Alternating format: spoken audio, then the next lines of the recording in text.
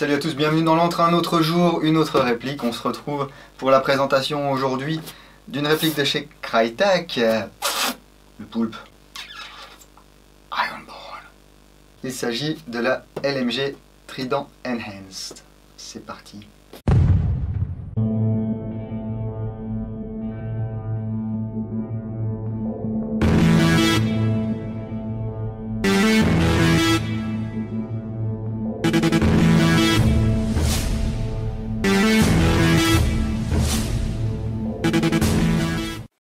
Déjà l'autre coup mon truc sur Recon Stark ça a fait un bide, je crois que là Ironborn c'est pas gagné. Je remercie chaleureusement Airsoft Zone qui m'a envoyé cette réplique afin que je puisse vous la présenter. Airsoft Zone c'est une boutique mais c'est également un revendeur, un grossiste autrichien, distributeur officiel de Crytek en Europe.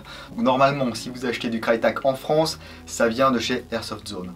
Le prix public conseillé de cette réplique est de 679 €. C'est pas donné mais bon vous le savez, dès que ça arrive en Europe, Crytek, je sais pas, il se passe un truc, il y a de l'inflation, voilà. La réplique est livrée dans la boîte désormais classique de chez Crytek, donc avec le Kraken, les inscriptions et puis le type de la réplique sur un des côtés. Bon, globalement, il n'y a rien qui bouge dans ces boîtes parce que c'est tenu fermement. Hop, ici sous le couvercle, vous avez toute la documentation. Oh, un autocollant.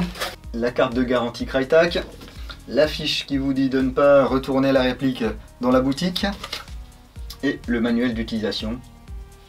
J'aime assez bien les manuels Crytek parce qu'ils sont complets. Alors c'est écrit en anglais, hein. Mais on a vraiment tout ce qu'il faut pour manipuler la réplique, réglage de pop-up, démontage, etc. Et puis bien entendu l'éclater à la fin du livret. Hop, un petit morceau de mousse et puis la réplique ici et son ammo box qui sont enchâssés dans une mousse, mais alors compacte, c'est bien chouette. Ça j'aime bien, entre le polystyrène qui se détruit, les cartons un petit peu moulés bizarres qui dégagent à chaque fois qu'il y a un choc, et puis ça, et ben moi je préfère ça. Hein. On a quand même une tigette de nettoyage et de débourrage. Une ammo box, hop là, 5,56 netto sur le couvercle. Je la pose là, on va y revenir dans quelques minutes. Le temps de sortir la réplique. Alors il y a un petit autocollant ici. Design to meet government regulations, ok. With an output limit under 1.1 joules. Ok. Quel gouvernement, je ne sais pas. Parce que là, la réplique sortait plus de 1 joule 1. NIMH 9V6 ou LiPo 7V4. Recommandé pour des performances optimales. Punaise. Bon par contre, la mousse là, c'est chaud.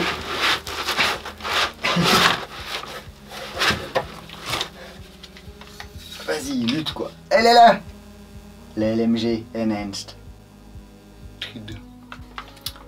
Hop là, on va lui enlever son petit flash code là.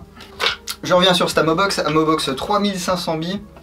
Alors il s'agit d'un modèle assez particulier parce que c'est pas l'ammo box qu'on peut avoir par exemple sur les M249 ou des choses comme ça. Ici ça reprend le haut d'un chargeur high cap type M4 AEG normal et puis vous avez l'ammo box autour. Donc c'est une ammo box qui a l'air de bonne qualité, hein. Du plastique très dur. Ici le bouton pour l'actionner électriquement et si jamais vous n'avez plus de pile vous pouvez quand même molleter à la main. Ici le petit loquet qui va vous permettre de faire passer les billes d'un compartiment à l'autre. Vous pouvez remplir par ici si vous voulez. Et là sur le côté, on peut ouvrir. Ce que je fais pour aller plus vite, c'est que je mets les billes dans ce compartiment. Et puis après je les transfère ici avec le bouton. Alors ça fonctionne avec une pile. Moi je préfère quand ça fonctionne avec des batteries, mais bon. Pile type 9 volts, rectangulaire. Ici vous avez l'emplacement. On met la pile, on ne peut pas se tromper. Voilà, ça rentre bien. Ça se balade pas partout. Et là, lorsque j'appuie, ça fait tourner le moteur. La question que je me pose, c'est est-ce que ça fonctionnerait avec une petite batterie LiPo 7V4 ? Je vais pas tout recabler là parce que la réplique est neuve. Moi, je préférais quand même une batterie. À voir l'autonomie de la pile, hein, mais souvent, c'est vrai que les ammo box standards, les piles font pas long feu. Hein. Hop, voilà. Alors là, une fois que c'est posé, ça, Faut y aller pour que ça se détache, hein. Normalement en jeu, même si vous prenez dans une branche ou quoi, ça devrait pas s'ouvrir tout seul. Hop. Et puis une fois monté sur la réplique, voilà, on a bien un look de Light Machine Gun 5,56. On pourra pas mettre des faux maillons ni quoi que ce soit, enfin je pense pas. Vous pouvez toujours essayer hein, si vous en avez. Regardez un petit peu le look de cette LMG. L'arrêtoir est identique à celui d'un R15 hein, standard. Alors c'est pas hyper léger, mais c'est pas non plus aussi lourd qu'une machine gun standard. Hein. La longueur va de 753 à 835 mm pour une masse de 3,6 kg sans la Mobox. Alors je m'en suis servi une journée en partie, matin et après-midi, bon ça va. Franchement, ça m'a pas pété le dos ni rien du tout. Ça reste relativement maniable et puis bon, ça envoie un petit peu quoi. Hein. À la base on a un receveur inférieur type AR15 avec une poignée pistolet Défiance, donc les accessoires de chez Chris, hein, Crytac, le pontet également. On peut voir que la queue de détente est un modèle droit, voilà, ce sont les nouveaux modèles. Le sélecteur de tir est ambidextre. Voilà, ça c'est cool, 3 positions. Hop, hop, et puis elles sont bien marquées, hein. Ça c'est chouette. Ici l'arrêtoir d'ensemble mobile n'est pas fonctionnel, hein. Vous voyez c'est un petit modèle spécial. Bon, il sert à rien du tout. On peut voir les marquages Crytac. Et juste au-dessus, il y a un petit autocollant de garantie. Alors normalement, si cet autocollant est pété, eh bien, votre réplique n'est pas prise en garantie s'il arrive quelque chose. Le problème est, si vous voulez changer votre joint ou votre canon, bah, il faut séparer les deux et puis l'autocollant il dégage. Hein. Idem ici, il y avait un petit autocollant. Normalement, s'il n'est plus présent, votre réplique n'est pas prise en garantie. Après, on peut toujours s'arranger. Ils peuvent très bien voir si vous avez fait de la merde ou pas. Hein. Ici, de l'autre côté, on va avoir le marquage CE. Et puis, ici, numéro de série, etc. Alors, les modèles européens, mystérieusement, ils ont un petit marquage qui est surligné en blanc. Alors, je ne sais pas à quoi ça correspond. La réplique est équipée également d'une crosse télescopique. Voilà. 6 positions. Vous allez pouvoir régler ça selon votre morphologie. On voit qu'on a un petit rail ici en dessous. Voilà, pour mettre un monopode par exemple. Des emplacements ici QD. Il y en a un de chaque côté. Et puis ce qui est sympa, c'est que le tube de crosse est marqué. Vous avez des repères. Voilà. Donc ça c'est pas mal. Elle est assez confortable. Hein. La plaque de couche est en plastique et en caoutchouc. Et on va pouvoir l'enlever pour insérer la batterie. Donc appuyez sur les côtés, voilà. Elle se détache. Hein. Et ici on a la prise Tamiya Mini. Donc vous avez de la place pour mettre des batteries avec des éléments pas très longs là sur les côtés. Ou alors une batterie stick au milieu, moi c'est ce que je fais. Voilà. Ici donc une Lipo 7V4. Et voilà le travail.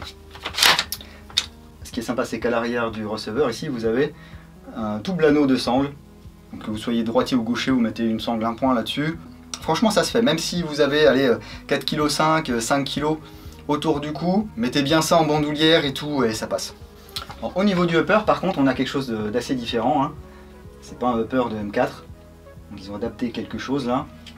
On n'a pas de trappe anti-poussière.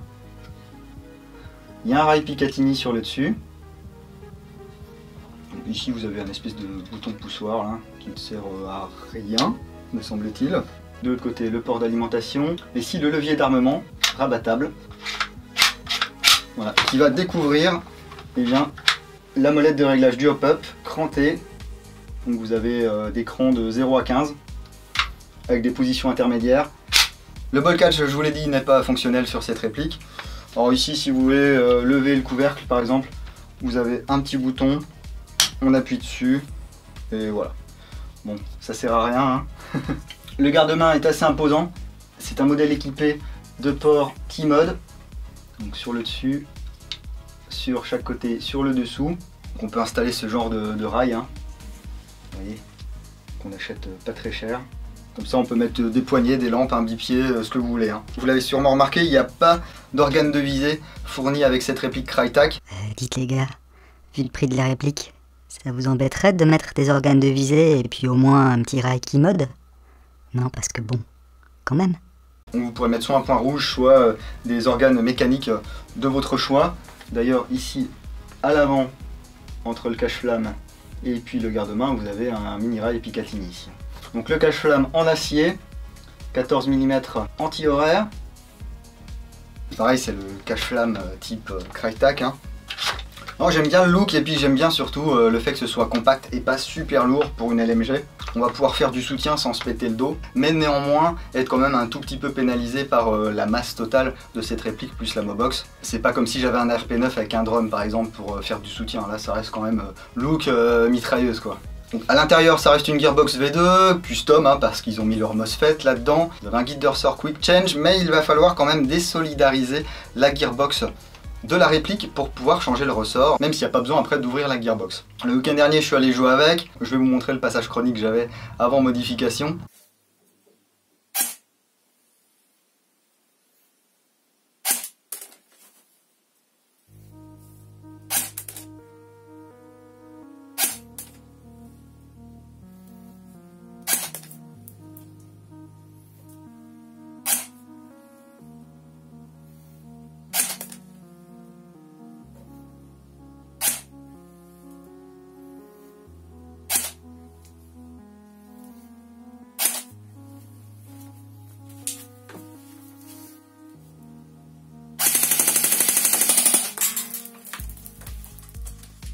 Je l'ai redescendu dans les 320 et niveau portée, cadence et tout, on est quand même bien.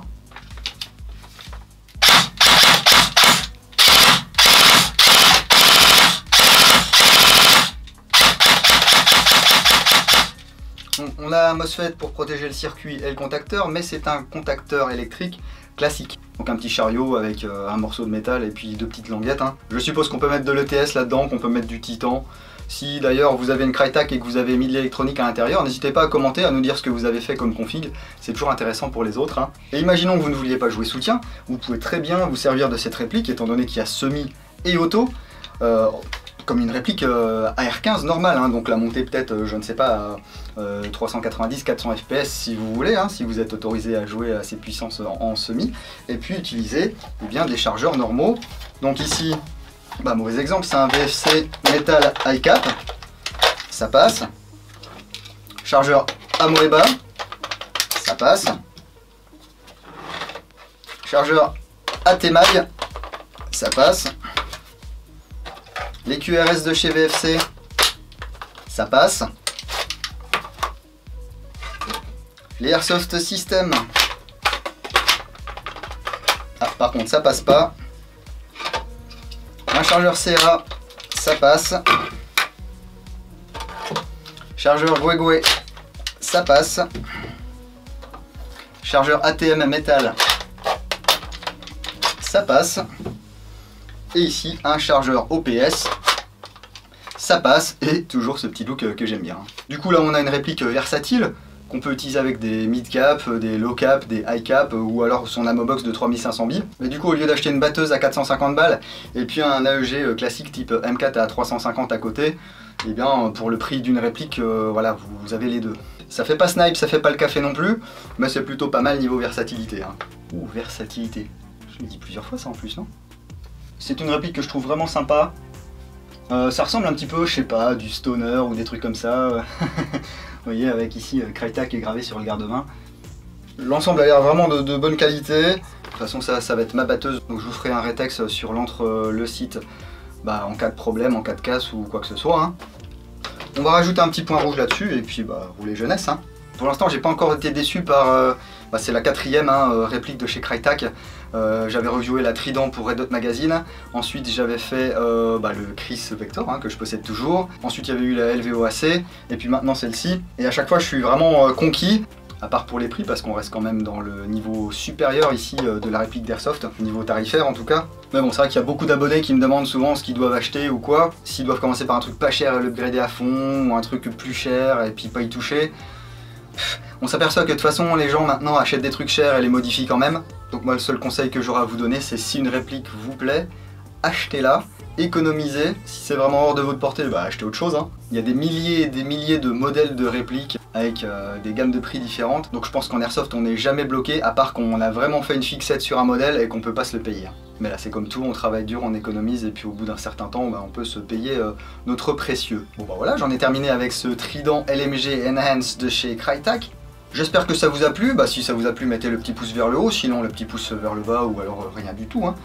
N'hésitez pas à me dire ce que vous pensez de cette réplique ou de Crytek en général. Je remercie une fois de plus Airsoft Zone qui m'a fait un bon discount sur cette réplique pour que je puisse vous la présenter. N'oubliez pas de vous abonner à la chaîne si c'est pas fait. Pour suivre toutes les infos de l'antre, il y a la page Facebook, des photos de temps en temps sur Instagram, la boutique de goodies qui est toujours ouverte. Je vais reconditionner la réplique pour le week-end prochain. En attendant, je vous dis à bientôt dans l'Entre Dingo. Bise.